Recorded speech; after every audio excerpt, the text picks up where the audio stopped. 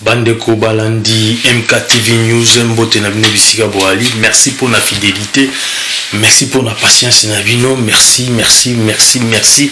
Nzambe apambola bino azongi c'est la bino belé. Boum la Bisika Boali. Toye lisusu to beta masolo nde to metsana ko beta masolo na kata chaîne Nabino balaba la vérité ne na lobakaka. Pembe lokola madiaba tozu na gauche toki na droite tomoni tokobomba te tokoleka tokosala vidéo tokopublier tokodénoncer les objectifs na biso et puis sans oublier ba motivation pe oyo tokopesa na jeunesse na biso congolais toujours eloko wana eza très important motiver la jeunesse congolaise ndes na lobaka kaka keno fitiri ya mboka nyonso kaka Congo te fitiri ya mboka nyonso ba mboka oyo etimbela ba masolo déjà bayebi ke fitiri ya développement ya mboka ya mboka économie ya mboka ce qui fait la force ya économie ya mboka nyonso eza population et surtout la jeunesse biso to ana chance wana parce que 600% ya population 75% tozana 75% population très jeune donc 75% déjà ezebelé par rapport na ba mboka biso to vivara na ba poto ba jeunesse eza muki ba koko baleke belé oyobino boyebi mundela botaka na ba calcul belé donc jeunesse eza mukeme ba yango mona ba sala ba système ya immigration batu ba banda koya ba bwaka ba ngunda facilitaka machine ya économie na bango kendeke parce que la force de l'économie c'est la population. Au moment où mboka oza na population élevée économie peut cause à la fort exact que ce qui non donc voilà donc et puis jeunesse puis eza clé à développement en mboka eza clé à force économique d'un pays donc yango wana to pesa jeunesse na biso congolais toyebi ke toza ebele vraiment ebele pe ba olanda ngai ebele pe ba otala chaîne na biso MKTV News to lobela mambo ebele mais lelo to lobela na makambo ya président son excellence Félix Tshisekedi auti kozala nommé président ya nation africaine président nation africain to ebite loko nini ya sali change nini ya sali ezala ngope Azapé le président Mobutu Pazaki nommé président ya nation africaine il pas nommé bon tout le monde il a 2 ans première mandat na kozala président et puis deuxième année na yangoyo expérience politique qui na place au hasard na wana ya kozala président na gouverner mboka te mais na surtout qui kaka boyembala moko ba nommé président ya nation africaine les éléments faut tout te poser la question tous à la fanaticité tous à la fanakuité et singo tous na président mboka na biso République démocratique du Congo na tête ya nation ya union ya nation africaine azana na tête wana mais eloko wana kozala na tête ya président na biso kozala na tête ya nation africaine ya nation africaine et apporter quoi na développement ya mboka na biso Congo et apporter quoi et contribuer nini na vie sociale ya ba congolais et changer nini na vie na biso ba congolais. C'est ça le problème, les questions faut se poser à moi ou qu'est-ce qu'il a fait pour mériter ça. Et là on y a ça, expérience politique na place à Zana qui président à la montée. Qu'est-ce qu'il a fait? Tout se poser la question, tous à la raba fanaticité. Tous à la raba fanaticité. Né dans le bagi na vidéo na ngamu to landaki. On n'a pas besoin. Tous on a pour ça vraiment ya pardon tout bon son nom. Veste tous on a pour ça ya kozala suna deuxième Mobutu te muta continue à pouvoir lingo bimata sala 30 ans au mona sort nae bomona sort naende asuka donc tous appel na posa tous a so na tout on a posa tout ça la démocratie moko boeza logique démocratie moeza sérieux oeza vrai na sens ya mot démocratie Pendant la minute autant déjà sport support on a remis qu'on déjà par remis côté tête par passer par responsabilité moi licolo ça dit quoi il y aura des échanges il y aura ceux qui n'ont pas sali des échanges on a pour le moment ceux on a signé contrat on a des échanges pour le moment na multinational on a international pays on a profiter voilà les pays qui sont là pour nous utiliser pour en profiter de nous. Pays ezana pour nous niquer richesse na biso boye pays en Europe voilà ce sont les pays qui nous niquent ils ont niqué biso richesse na biso bon ndesi non dans une expérience tout bois qui likolo ya to pc responsabilité munen to pc goût il y a pouvoir ça pour autant non ba mano ça les proposition pas proposition ba banda ko imposer ba biloko o bango ba okana ko imposer ba pesa goût ya pouvoir ba mais c'est pouvoir mon pouvoir ta autonomie déjà que tout président ya nation africaine au commun likolo pouvoir ya mwana ba pesa lengi eza nemo soki au taliban na biso ya miki en Europe soki bandi jeune so bandi musique isika so bakoti na industrie ya musique isika obablo basala bango non avant comme ça bonne étape que non faut teka molimo il faut ça la bo bablo basala bango non ezangi non ba pese mutuka ba pese parler ba pese l'art ba chepe ba drop ba zu ba momi ba tele wa ba vrai ba momi sakana nengo lingi il pas au sarandera basala ba bibia on comme lelo ba petit biba il pas au sakana moni lenya ba pesi egu wana ya kokota na mon industrie na musique na industrie ya musique tant ozo gu wana ndako mutuka kitoko ba momi ba oela e balar ba nini après ezana tamo ba pesi siko faut ça la partie na diable ba petit na ba suduka déjà trop tard vu déjà comme un messenger donc et comment on passe pour na bango ba bima siko na vivre les gens ndenge mo lo ba sali ya moi ba pese ba fromage il y a ba fromage mais qui ça non pouvoir à ce pays là Bazara président de la République démocratique du Congo to pese sous mususu président des nations africaines na ce pays les a bien mais et qu'on profiter na biso on s'en fout ba pese soki nengeni ba pesa ta président soki de nini soki nengeni ba ta président du monde il y a biso intérêt ya biso population tant que peuple congolais intérêt na biso ta pour ça couvrir ça la régulièrement maïs la régulièrement vie sociale ya ba congolais bonga soki ya okendo signer partenaire na diable kuna lui c'est sa vie à lui mais nous on veut stabilité côté na mboka na développement tout monde santé ya mboka ya livre tout comme na facilité ya ko se faire soigner facilement tout comme na éducation ezala échanger système d'éducation changer et ezala lo moko priorité na mamnyoso ba courir comme stable deux ans sous ba problème ko lela ba courante ba mai ba nini et puis vie sociale ba congolais là tout le monde a peu que non ba code ça peut système urbain futara pe ba chômeur c'est ce que le peuple congolais ba zo linga ba biloko wana que nous signer ba partenaire so que nous signer na diable là c'est ça lui c'est ce problème on les a vu na les avis na famille na ateki molimo n'est pas ya Satan na pona kobongisa Congo mais nous on va en profiter.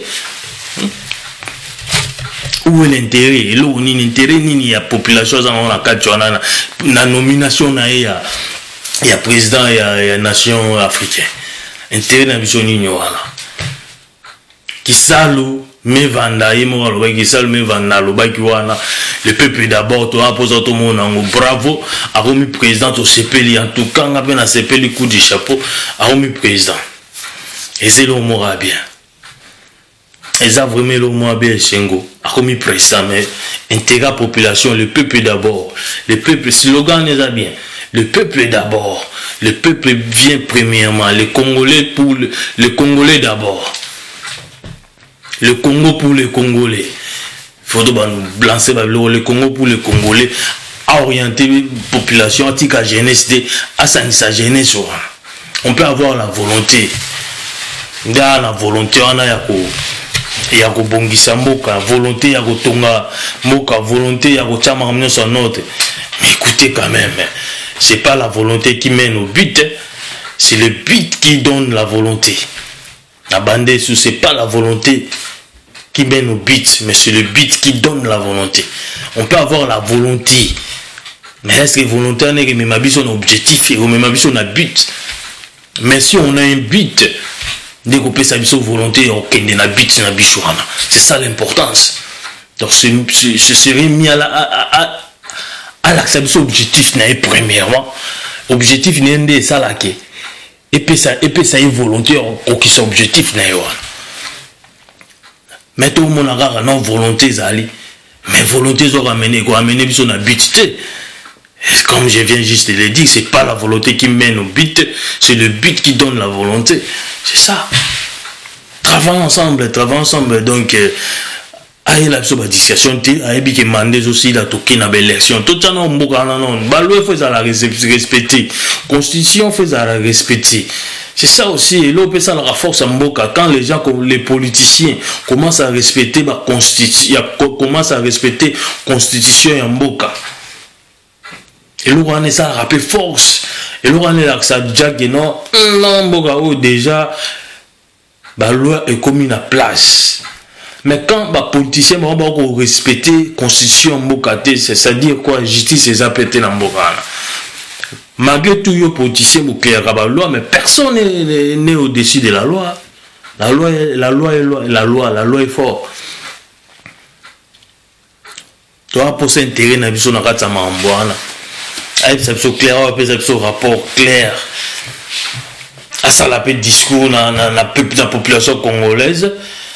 A expliqué juste but, objectif, il y a la présidence de la nation africaine des Anini, quel sera l'intérêt du Congo, la présidence de la nation africaine, intérêt du Congo est awapi, ou bien wana président de la nation africaine comme étiquette, mais intérêt dans mon intérêt dans les blancs, les Européens, les multinationales. Les profiteurs, les niqueurs, les gens qui nous niquent tout le temps. C'est chiant, mes frères, c'est vraiment très chiant. Tu continues au loba. Tu continues au loba. Pembe le la madiaba. Au talibso pour la première fois, n'hésitez pas à s'abonner à la et l'eau bien, à s'abonner, comme ça n'a tout croche à notification, partager les vidéos. Tout ça a toujours une large diffusion. Né à la caga, yo potali vidéo, so partager, ba ninga pe msusu ba peu message, malgré message de cause en envoie attendu par tout le monde. C'est pas tout le monde qui va accepter les messages, mais notre travail c'est de faire passer les messages. On zamba tiebiso no mnogo photo lo bayango. To yo bomba ngo tinena ba caga na osalanga, pona zalanga, na zala monia toté. Comprendre? Nakoma madio nzamba lingaki madio azala lolengi wana daso na komina wana te na se sentir na amonia to naza ya friperie nde balobaka na posana la magie ya friperité, je vais être original et qui vidéo muke na sala ki pour tomitu na question quel est l'intérêt de la population congolaise na président président de la nation africaine. Il faut toyeba. Azo servir biso, il faut aïe biso quel est l'intérêt de notre pays. Parce que le pays n'a biso jusqu'à présent ça bon aïebi aza conscient. Aïebi. Abi ke yetonga outi non na outi bamboka mususu amoni banzela non ba différence banzela. Yetonga ye kolongwa nenda kuna résidence na ye avanda na Kinshasa tina okomba aéroport Njili pozo avion na kende. Akende ba nominé kuna banzela na lekaka na mona ngote yango vite mutuka na yo na atezaka parfumé mais na bato libanda ba mono na kati te mais yo na kati ko mona libanda kolongwa ko uta nepe mboka na ba nomaki nini ko yani na Njili ko zonga ne résidence na yo na banzela na mona ngote banzela mona yo na lobi soki objectif est athée, volonté est à la tête. On peut avoir la volonté, mais ce n'est pas la volonté qui mène au but. Mais plutôt c'est le but qui donne la volonté. Non, un peu ces exemples. Sans un objectif, bon, disons, on appelle ces exemples simples. Les joueurs, quand ils jouent pour football, chaque joueur a un objectif, il y a gagner match. Tant un objectif pour gagner match, tu verras la volonté exprimer volonté sur le terrain. C'est ça. Pour un objectif, voilà. Mais si on a seulement la volonté de gagner match, vous avez un objectif. Il faut premièrement avoir l'objectif. Quel est son objectif étant que président de la République démocratique du Congo? Objectif n'est pas nini. À l'acception objectif n'est à partir de cela tout le monde a l'objectif n'est la volonté. Voilà la plus grande question dans la vidéo na biso ya lelo ezali. Quel est l'intérêt de la population congolaise? Naye kokoma président de la nation africaine. Intérêt aya ko s'expliquer dans parlement parler du peuple zana ezapona bango aya s'expliquer. Asoloana ba député naye asoloana bango apesa bango compte rendu apesa bango ba projet nini basali na nini wala. Objectif est nini ba pesi go ya pouvoir avant na Mobutu akosa na zo biso to fungoli mizuti soki mboka na soka za na opposition c'est fini. Je vous dis mes frères, c'est fini. On doit avoir une opposition et moi nous devons faire une opposition pour avoir une démocratie vraie na mboka na biso et pour faire aussi respecter constitution. On doit avoir une opposition partout. Opposition, opposition en fonctionnement, en marche. Opposition parce qu'il doit commencer à rendre compte. Et à Mambo ça, il doit commencer à rendre compte. Sinon, Marato, sinon, tu as Mobutu Mosusu. Tu as Mobutu Mosusu, donc il y a Kotiana Obimate. Kabila, mais il y a 18 ans. Comme lui, c'est lâche à l'Obaramingi, ça là, discours, même pas la population, c'est pas un homme à continuer à travailler avec. On a eu maintenant les gens, un homme qui est 100% congolais, accepté par les Congolais, et puis, on va utiliser les petits, les messieurs. Président de la République démocratique du Congo, tout le monde peut se au pouvoir. Et ça, là, bon, ça, c'est les hommes qui sont au pouvoir. On peut ça au sentiment. Et puis, quand ils vont commencer à s'imposer à côté, KST, on a tout le monde. Kalaming dans le thé, kala minéré, au biso de Arabes, bon, à l'accès, biso non, nous, qui est. Nous salons qui me vendent, qui salent me vendent, me bandent. Tout bandant, tout ça, nini, quoi. Tout ça, nini. Il faut tout banda musala na walo baki na tout banda yango jeunesse na miso bolemba vraiment te zamba zo batela nzamba zo sunga biso bolemba te boza toujours éveillé puis boza na inspiration. Les idées ce sont bablo mo ya bien, faut avoir toujours des idées. Contribution, même des idées, vous contribuer, na ba idée, ba petite idée, colocation n'était pas ça idée ça la bien. Au peut-être mon idée n'a rien à m'abe, mais tant qu'on peut s'en pas mon soir qui on va saler les ango avoir mis. Alors bien ça idée non, ça pour ça ba idée na bino. Et ça la abiso vrai.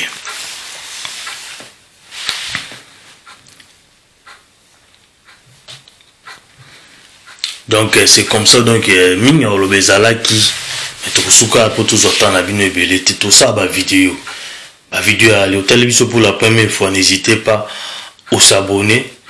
Benga yebisa masanoza pembeni à partager vidéo, yebisa à s'abonner, yo mo peut partager vidéo na message na Facebook, na Twitter, bablo ni sur na Viber, WhatsApp, ni sur ba bilo ebele wana bo partager na partager car rapport tout ça la large diffusion bengi be massa na ba chaîne photo partager la chaîne abino chaîne abiso ba jeune donc la chaîne abiso ba jeune toujours tout ça na idéologie motivation ya population na biso donc tout ça na to motiver population intérêt ya mboka na biso ke nebele et ke ndeliboso nde na lobby donc développement ya mboka eza jeunesse la force d'une économie d'un pays, la force de l'économie d'un pays, c'est la jeunesse.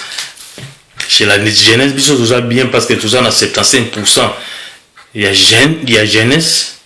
Dans donc, ceux qui tout ça les bien, tout ça déjà dans main d'œuvre. Main d'œuvre, il y a biso moko déjà dans Congo, on a tout ça pour ça que le gars, monde là, le gars main d'œuvre, bah, on a battu bayaka. C'est tout un politique que mon a battu bayaka, c'est tout un politique. Tant qu'on a bon mungunda, on va passer au dos au vandi na mboka, ou attention peut passer au dos guité, aux sala na nenga noa na nenga mulili. Yo quand ça na nenga mulili ofuta taxe, ozo contribuer, mango osa na nenga mulili mais ba ka to taxe. Parce que taxe au tikala jamais au déclarer parce que tu travailles dans le noir.